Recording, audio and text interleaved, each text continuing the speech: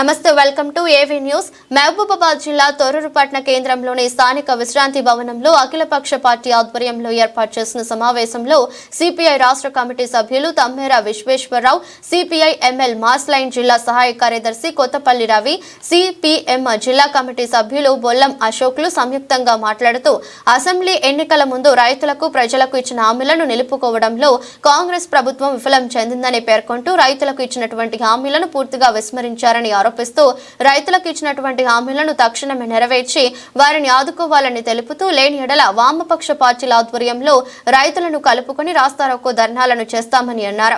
ఈ కార్యక్రమంలో వామపక్ష పార్టీల నాయకులు హోమా భిక్షపతి, ముంజంపల్లి వీరన్న, ఎండి యాకూబ్, బంధు మహేందర్ తదితరులు పాల్గొన్నారు. తెలంగాణ ప్రజలు బీఆర్ఎస్ ప్రభుత్వాన్ని ఓడించి కాంగ్రెస్ పార్టీ ప్రభుత్వాన్ని ఏర్పాటు చేసుకున్నారు.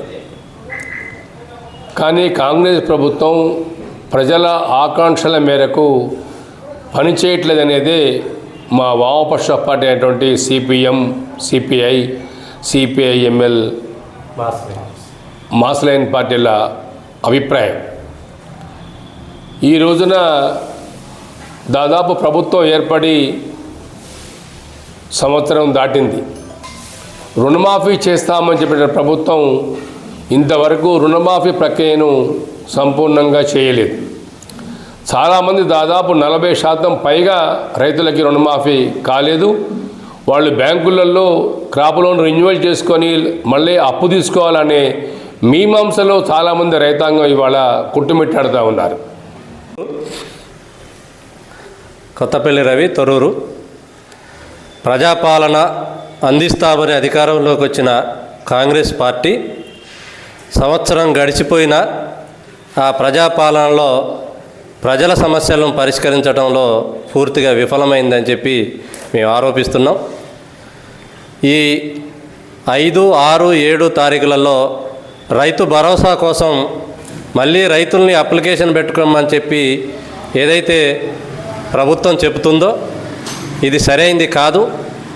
అన్ని రకాల సమగ్ర సమాచారం ప్రభుత్వం దగ్గర, వ్యవసాయ శాఖ దగ్గర ఉంది. అయినా మరోసారి అడగటం అంటే కాలయాపన కోసమే.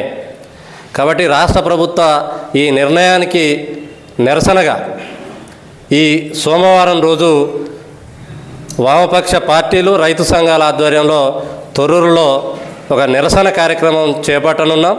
దీంట్లో రైతులు పెద్ద ఎత్తున పాల్గొని దీన్ని జయప్రదం చేయాల్సిందిగా కోరుతా ఉన్నాం. ఈరోజు తొర్రూరులో వామపక్ష పార్టీల ఆధ్వర్యంలో ఈ సమావేశం నిర్వహించడం జరిగింది.